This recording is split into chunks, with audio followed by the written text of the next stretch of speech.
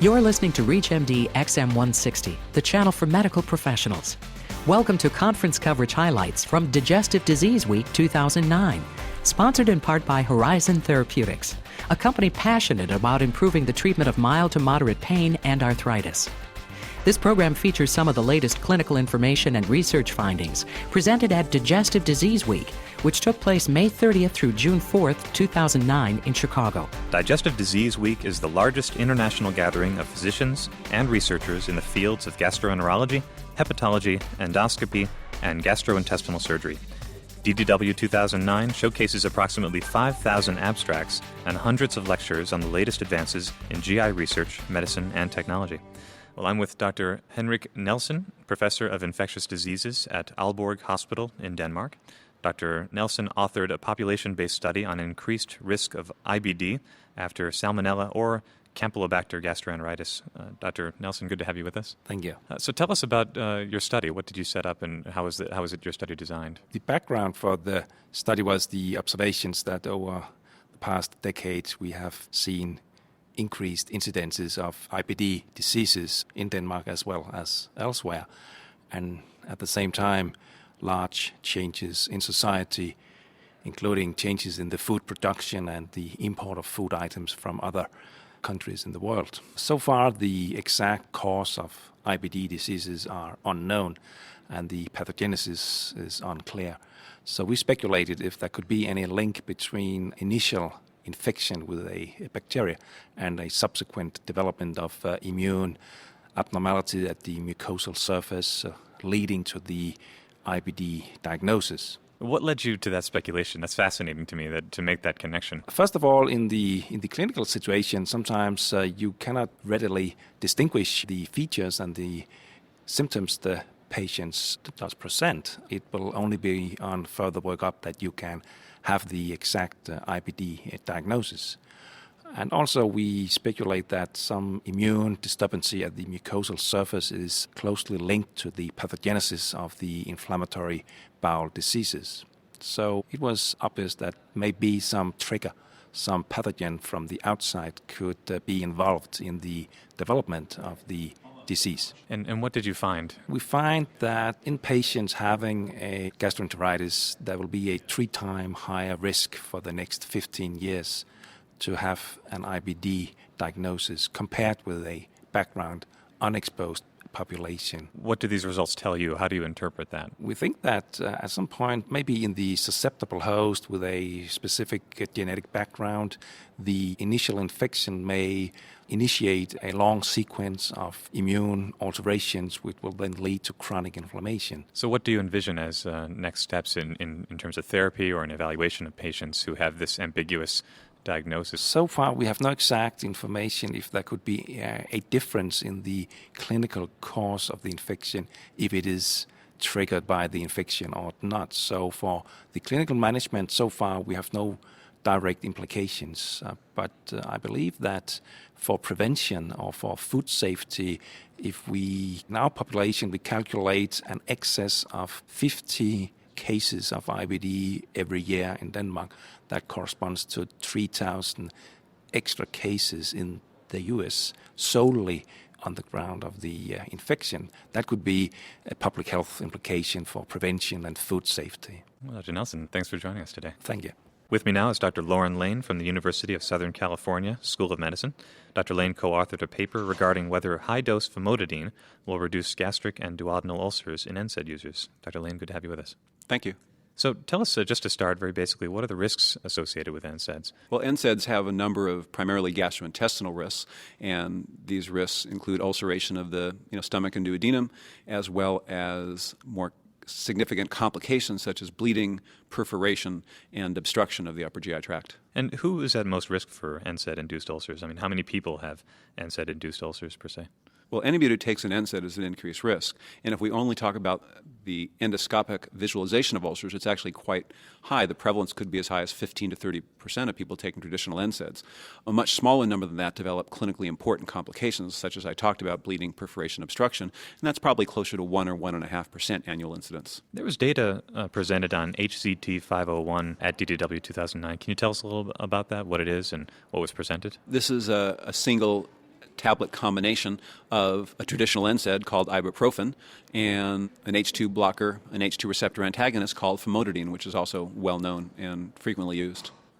What is the so-called reduced data, and what does it show? Well, there were 2 randomized controlled trials that compared this drug, which, as I said, is a single tablet combination of an H2 receptor antagonist and ibuprofen, so famotidine and ibuprofen, and it was compared to the NSAID, traditional NSAID alone, ibuprofen, and the trials were 6-month randomized trials looking at the development of ulcers at endoscopy that were done during the study. What did you find in the study? What we found is that there were fewer ulcers that occurred in the upper GI tract, stomach, and duodenum with the combination drug as compared to the traditional NSAID. What do you think this means as far as interventions and treatment down the road? Basically, at the present time, it's recommended that patients who are at increased risk of developing an NSAID-associated ulcer or ulcer complication receive some sort of strategy, protective strategy. And that typically is either medical co-therapy or perhaps the use of a less injurious NSAID like a COX-2 selective inhibitor. So basically, what this study shows is that it may be that provide another medication that may also decrease the risk of developing ulcers with NSAIDs. With me now is Dr. Jeffrey Nguyen, Assistant Professor of Medicine at Mount Sinai Hospital in Toronto and Johns Hopkins School of Medicine. Dr. Nguyen studied the association between MRSA, mortality, and hospitalized IBD patients. Dr. Nguyen, good to have you with us. Thank you. So tell us, to start, what your study was based on. What was the background, methodology, and design? So MRSA, or methicillin-resistant Staph aureus, you can call it short as MRSA, is an organism that's becoming increasingly prevalent in our hospitals. And for many reasons, our inflammatory bowel disease patients, IBD for short, may be at increased risk for that. And we wanted to show that in a large population-based database of hospital discharges throughout the United States. And so what we took is we took a nationwide inpatient sample, which includes over 100,000 hospitalized IBD patients between 1998 and 2004. And we looked at this group and compared it to another comparator group of GI patients that did not have IBD. And we looked at the rates or prevalence of MRSA in these populations when they're hospitalized. And then after that, we also took a look at the rates at which they died in the hospital among those who did and did not have MRSA. And so those were the 2 main outcomes that we looked at. And what we found was that, after accounting for other factors that may also increase risk of MRSA, the IBD patients who were hospitalized had about a 42% increased prevalence likelihood of having MRSA infection compared to the non-IBD gastrointestinal patients. And in addition to that, and I think the more key finding is that among the IBD patients, those who had MRSA had about a 4-fold risk of dying while they're in the hospital compared to the non-IBD hospitalized patients. When you look at that group, those who had MRSA in that group compared to those who didn't have MRSA had about a 2-fold increased risk of mortality. So there's a 2-fold difference in impact there. So we think that MRSA may have more of an effect or a strong effect on the IBD population, if it turns out that no MRSA is the actual cause. And you were careful as well to distinguish hospital-acquired versus community-acquired in saying that it's not necessarily known based on the retrospective studies. Can you tell us a little about that? I think that's very important because in the last decade, it's increasingly recognized that a lot of these infections may be acquired in the community. It's actually a very hard distinction now because, clearly there are the MRSA that's from the community and the hospital. They have different molecular markers that you can use to identify them. But, up to these days, I've seen recent studies where up to 50% of the infections that were detected in the hospital may actually be community acquired. So it's very important to distinguish whether these IBD patients have MRSA that was acquired before they even came to the hospital, or is it due to frequent healthcare contacts, which most of them already had. And that may have implications because if you're thinking, what can we possibly do besides hospital infection control measures to prevent these hospital-acquired infections, could you potentially screen people who are colonized with MRSA and potentially treat them for that and possibly prevent the colonization from becoming an infection? You have to know when to do that. Do you do that in an ambulatory setting as an outpatient, or do you do that when they become hospitalized? And I think that distinction is very important. And I think that would be probably the next step in trying to figure out, where do they acquire these infections. Excellent. Well, thanks so much for your time. You're very welcome. I'm with Dr. Nizar N. Zain, Chief of Hepatology and Medical Director of Liver Transplantation at the Cleveland Clinic. Dr. Zain is co-author of the study on cumulative incidence and risk factors of hepatocellular carcinoma in patients with end-stage liver disease secondary to non-alcoholic steatohepatitis. Dr. Zain, thank you for joining us. Thank you for inviting me to be here. Maybe you can tell us a little bit about your study and how you designed it and what you found. So this is a study related to non-alcoholic fatty liver disease, which is a general term that would include the patients patient with steatosis of the liver as well as non-alcoholic steatohepatitis. So we know that today epidemiologically it is by far the most common liver disease in the United States and in Europe. And we also know that it is heavily linked to metabolic syndrome and its components such as obesity, diabetes, and hypertension. We also know that at least small proportion of patients with non-alcoholic steatohepatitis will go on to develop liver cirrhosis and complications. But what we really don't know is what is the risk of liver cancer and as an outcome in patients who develop cirrhosis from non-alcoholic steatohepatitis, and that was the main focus of our study. We identified a fairly large cohort, probably the largest that's been published to date, in which patients had liver cirrhosis. We knew the time of diagnosis of liver cirrhosis, and they had one of two diagnoses, either cirrhosis related to non-alcoholic steatohepatitis or cirrhosis related to hepatitis C infection. So we looked over a median follow-up time of 3.2 years. When I say median, it means there were quite a few patients who were followed 5 years and 6 years and 7 years. But the median follow-up time was 3.2 years, during which about 17% of the entire cohort developed cancer. Then we looked at the hepatitis C population separately from the non-alcoholic steatohepatitis separately, and we found that the risk for cancer in hepatitis C is slightly higher than that of non-alcoholic steatohepatitis-related cirrhosis, but both seem to pose significant risk for cancer. We estimated what we called the cumulative annual risk for cancer development in these patients.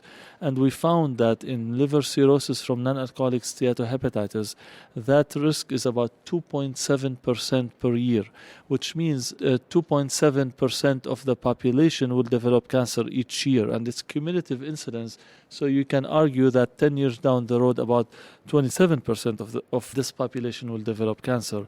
In the hepatitis C cirrhosis population, that cumulative annual incidence was about 4% per year. And you were looking to identify some potentially modifiable risk factors to lower the burden of incidence of liver cancer in the patient populations. What did you find there? Absolutely, we did. And we looked at multiple factors, but of which there were two independently associated with risk of liver cancer in a patient with cirrhosis from non-alcoholic fatty liver disease. And those were older age. So the older the patient is, the more risk of cancer there is. And obviously, this is a non-modifiable factor. But the modifiable factor we found was alcohol intake. We concluded that alcohol intake, even in social quantities, as most people would think of it as a small amount of alcohol intake on a daily basis, was associated with significant increase in the risk of cancer in this population. So if this is true, one can make the argument, although it will require a separate study to prove, that by counseling the patient about complete cessation of alcohol when they develop cirrhosis from non-alcoholic steatohepatitis, that we would expect that the burden of liver cancer or new cases of liver cancer in this population will go down. I am going to add that a small quantity of alcohol intake was also significant for the risk of cancer in the hepatitis C population as well. So it was significant for both populations. So it is really an important finding. Dr. Zain, it was great to have you with us today. Thank you very much. You have been listening to conference coverage highlights from Digestive Disease Week 2009, sponsored in part by Horizon Therapeutics, a company passionate about improving the treatment of mild to moderate pain and arthritis. ReachMD, online, on demand, and on air. Visit us at reachmd.com. Thank you for listening. NSAID associated GI toxicity. 107,000 hospitalizations, 16,500 deaths per year. With the decline in use of COX-2s due to safety concerns, the use of chronic NSAIDs such as ibuprofen has increased, resulting in GI ulceration. And recent studies show less than 30% of patients at high risk for GI complications were prescribed GI prophylaxis therapy, and roughly 37 to 60% of patients are non-compliant. Horizon Therapeutics is developing innovative combination therapies for the treatment of mild to moderate pain and arthritis. Horizon Therapeutics products are designed to provide pain relief without increasing GI side effects and to potentially improve patient compliance. To learn more about the Horizon Therapeutics story, visit www.horizontherapeutics.com.